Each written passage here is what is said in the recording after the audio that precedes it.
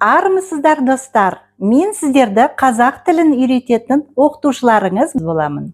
Дастархан тарауы. Бұл бейне сабақта біздің студент қызымыз Нұриса сіздерге қазақ халқы ата-бабаларынан мирас болып қалған әдет-ғұрыптар туралы айтады. Қазақтың басты дәстүрлерінің бірі қонақ күту. Қазақ қоғамында ежелден айтылған заңдылық бар. Қонақты Құдайыңның елшісінде қарсы алу керек делінген. Өйткені қонақты қусаң құт ырыс қашады.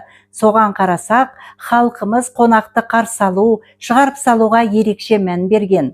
Үлкенге құрмет қазақ халқының тағы бір жағымды қасиеті.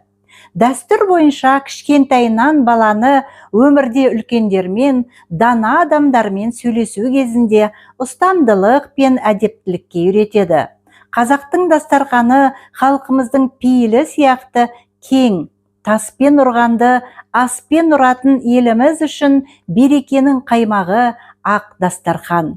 Фильмді мұқият қарап, одан әрі грамматиканы зерттейміз. Мақал-мәтел, сын есімнің күшейтпелі шырайы, синоним, септік жалғауы, жіктік жалғауы, сын есім, сөз тіркесі, сөйлем, көптік жалғауы, тәуелдік жалғауы. Оқулық тапсырмаларын орындаңыздар. Рахмет.